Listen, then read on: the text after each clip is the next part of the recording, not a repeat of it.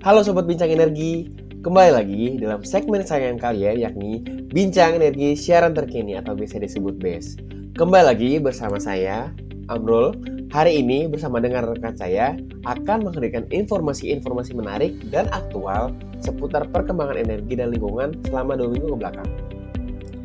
Halo Sobat Bincang Energi semua, saya Damian bersama rekan saya Arul akan sharing seputar berita yang lagi happening banget nih soal energi dari tanggal 12 sampai 23 Desember tahun 2022. Kira-kira ada berita apa aja ya? Yuk langsung kita simak aja berita pertama kali ini. Berita pertama datang dari Kementerian Energi dan Sumber Daya Mineral Direktorat Jenderal Minyak dan Gas Bumi yang membahas mengenai energi bersih jadi bahasan Indonesia Nordik. Pemerintah Indonesia bekerja sama dengan negara-negara Nordik seperti Denmark, Finlandia, Swedia, Norwegia, dan Islandia untuk meningkatkan pengembangan energi bersih. Kolaborasi ini diharapkan dapat memberikan dukungan potensial bagi Indonesia untuk mempercepat transisi energi dan net zero emission. Menurut Sekretaris Jenderal Kementerian ESDM dalam sambutannya di Forum Bisnis Indonesia Nordic Energy Investment Day, Collaboration to Achieve Net Zero Emission Target, transisi energi menjadi salah satu fokus utama global agenda perubahan iklim. Selama presidensi G20 tahun ini, Indonesia menghadirkan transisi energi sebagai salah satu dari 3 inti diskusi. Di tengah peristiwa perang Rusia dan Ukraina yang menyebabkan krisis multidimensi, kelompok kerja transisi energi 20 menghasilkan konsensus tentang Bali Compact untuk memastikan transisi energi yang mulus dan efektif untuk anggota negara-negara G20. Indonesia akan menghasilkan lebih dari 580 gigawatt listrik dari matahari, air, panas bumi, dan hidrogen. Pemerintah Indonesia telah menetapkan strategi untuk mengurangi penggunaan energi fosil dengan mengubah fosil menjadi energi terbarukan seperti pemberhentian pengoperasian secara bertahap pembangkit listrik berbasis batu bara. Sebagaimana diketahui, Indonesia berkomitmen untuk meningkatkan porsi energi terbarukan hingga minimal 23% pada tahun 2025 serta mengurangi 198 juta ton emisi pada tahun yang sama. Pemerintah menargetkan untuk mencapai net zero emission dan memanfaatkan sepenuhnya energi terbarukan dalam bauran pembangkit listrik nasional pada tahun 2060. Indonesia dan negara-negara Nordik telah menjamin kerjasama yang baik di sektor energi selama ini, baik secara government to government maupun business to business. Indonesia memiliki nota kesepahaman dengan Finlandia dan Denmark terkait energi berkelanjutan, bersih, terbarukan, serta efisiensi energi. Wah, gimana nih Sobat Pen berita pertama tadi? Menarik kan? Berita kedua kali ini dari Kementerian Koordinator Bidang Perekonomian Republik Indonesia dalam menindaklanjuti G20 Bali Leaders Declaration, Indonesia Uni Eropa bahas kerjasama infrastruktur global energi terbarukan dan berkelanjutan. Partnership for Global Infrastructure and Investment atau disingkat PGII diselenggarakan di sela-sela pertemuan konferensi tingkat tinggi G20 di Bali bulan November 2022 lalu. Negara maju yang bergabung dalam PGII telah berkomitmen untuk memberikan dana hibah dan pinjaman sebesar 600 miliar US dollar yang dapat digunakan negara berkembang dan negara miskin hingga 5 tahun ke depan untuk pengembangan infrastruktur. Dalam framework PGII, terdapat kerjasama Just Energy Transition Partnership atau disingkat JETP guna pengurangan emisi gas buang. Diperkirakan, kerjasama ini dapat mengurangi emisi dengan target lebih dari 300 megaton emisi gas rumah kaca di tahun 2030 dan lebih dari 2 gigaton pada tahun 2060. Komitmen negara-negara maju melalui G7 untuk skema JETP sebesar 20 miliar US dollar. Menteri Koordinator Bidang Perekonomian Erlangga Hartarto dalam pertemuan bilateral dengan Komisioner Uni Eropa Ms. Jutta Urpilainen untuk kerjasama internasional menyatakan pemerintah Indonesia saat ini dalam tahap persiapan untuk implementasi kesepakatan JETP dengan pemangku kepentingan melalui pembentukan struktur kelembagaan internal.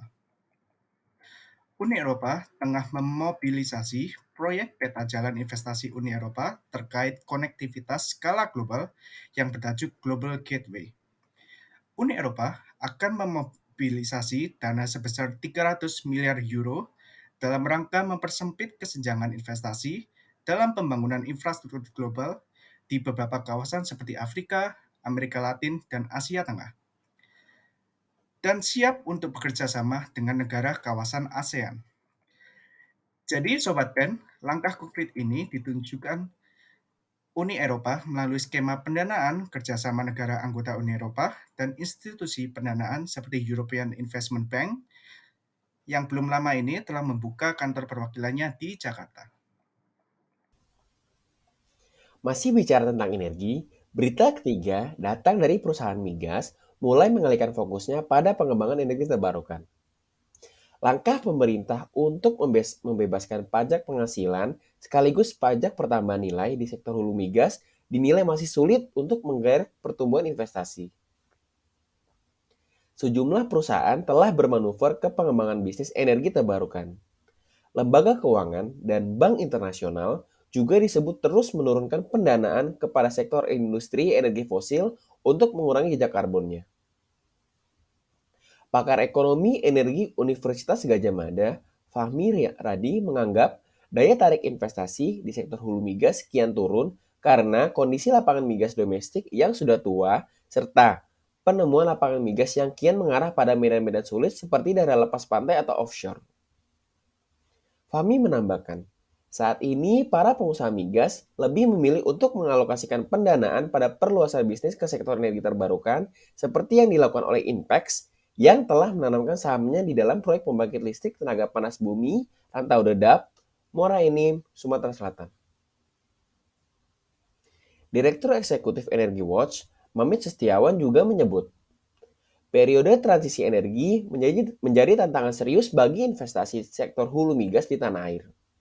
Adapun SKK Migas memperkirakan investasi di sektor hulu migas hingga akhir tahun ini hanya mencapai 12,1 miliar US dollar. Angka tersebut 8,3% lebih rendah dari target 13,2 miliar US dollar. Merosotnya investasi hulu migas disebabkan oleh kekhawatiran perusahaan atas fluktuasi harga minyak dunia. Beberapa perusahaan migas juga dituntut untuk menerapkan teknologi penangkapan, pemanfaatan, dan penyimpanan karbon atau carbon capture, utilization and storage atau bisa disebut CCUS agar produk yang dihasilkan bisa terus terserap oleh pasar meski pemasangan CCUS berimbas pada naiknya kebutuhan investasi proyek. Kementerian ESDM sebelumnya mengusulkan pembebasan PPh sekaligus PPN di sektor industri hulu migas di dalam revisi UU Migas. Pembaharuan regulasi dimaksud untuk menarik minat investor di tengah kondisi produksi dan lifting migas yang belum optimal, bahkan cenderung turun dari tahun ke tahun ya, Sobat Bincang Energi. Baik, lanjut ke berita berikutnya, yaitu pemerintah menggelontorkan 10 triliun rupiah ke PT PLN, PT Sarana Multigria Finansial atau SMF, dan Badan Pengelola Dana Lingkungan Hidup untuk pengembangan energi bersih dan pengelolaan lingkungan hidup. Menteri Keuangan Sri Mulyani mengatakan, dana yang berasal dari APBN tersebut diberikan dalam bentuk penyertaan modal negara atau PMN dan Pooling Fund Bencana atau PFB. Ketiga penerima dana itu pun melakukan penandatanganan Letter of Commitment dengan pemerintah. PLN menerima suntikan PMN sebesar 5 triliun rupiah untuk memperbaiki struktur permodalan dan peningkatan kapasitas usahanya. Tujuannya meningkatnya kemampuan pendanaan dan perseroan untuk membiayai pembangunan infrastruktur ketenaga listrikan. Sebesar 2,44 triliun rupiah digunakan untuk membiayai proyek distribusi termasuk pembangkit EBT listrik desa atau LISDES, penunjang program LISDES. Sedangkan SMF menerima suntikan PMN sebesar 2 triliun rupiah untuk mendukung pembangunan program 1 juta rumah. Dana itu diharapkan dapat meningkatkan kapasitas perseroan untuk menjaga kesinambungan pembiayaan perumahan yang terjangkau bagi masyarakat berpenghasilan rendah. Sementara itu, upaya mengelola lingkungan hidup juga didorong dengan pembentukan PFB atau dana bersama penanggulangan bencana, maka untuk mengelola DPPB, Sri Mulyani menugaskan BPDLH atau Indonesia Environment Fund dengan alokasi investasi pada tahun ini sebesar 3 triliun rupiah. Penyaluran dana, penanggulangan pencemaran dan atau kerusakan, dan pemulihan lingkungan hidup oleh BPDLH diantaranya digunakan untuk pengendalian perubahan iklim, pengelolaan hutan berkelanjutan, pengendalian kebakaran hutan dan lahan, hingga pemulihan lahan gambut. Wah, keren banget ya Sobat Ben. Melalui suntikan dana yang diberikan, diharapkan dapat memberikan dampak yang baik untuk tercapainya pengembangan energi bersih dan lingkungan ya. Nah, Sobat Ben, akhirnya kita sampai pada berita best terakhir nih, di mana pemerintah melalui Kementerian SDM terus mendorong percepatan konversi kendaraan listrik di Indonesia dengan sebagian dari langkah penguatan ekosistem EV di Indonesia. Menteri Perindustrian Agus Gumyong menyebutkan bahwa akan ada subsidi untuk mobil listrik sebesar 80 juta rupiah dan untuk mobil hybrid sebesar 40 juta rupiah.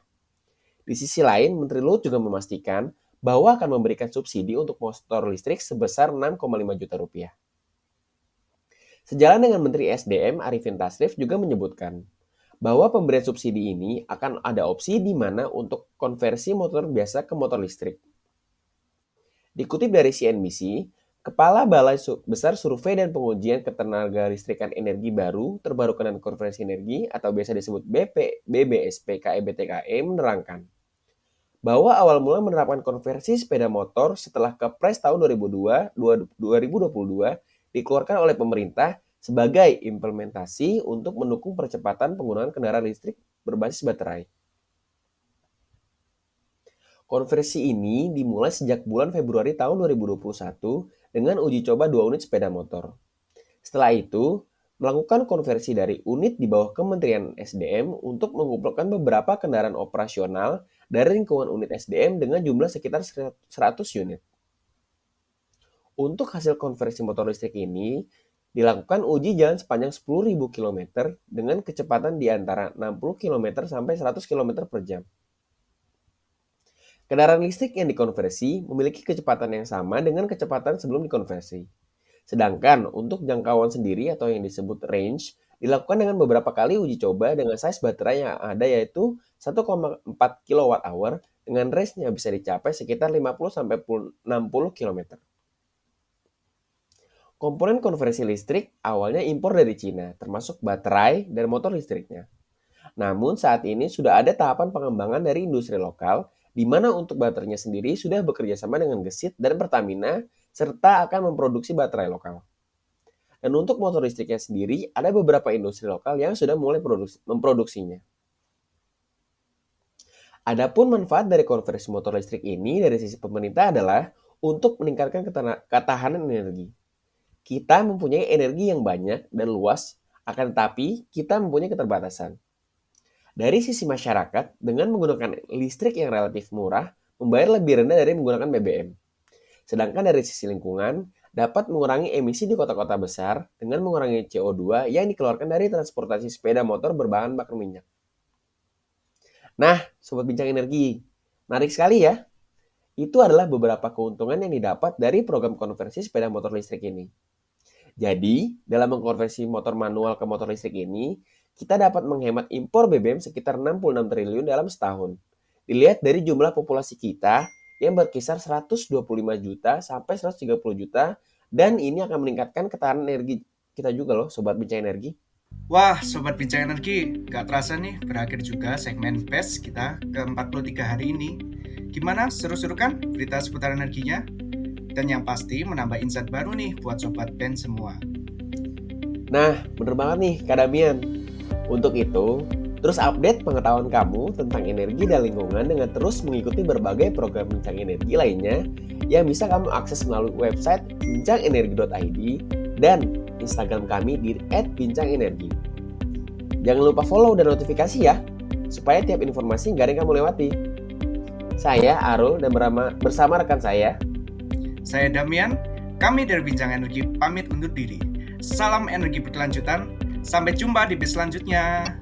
Sampai sampai jumpa, dadah.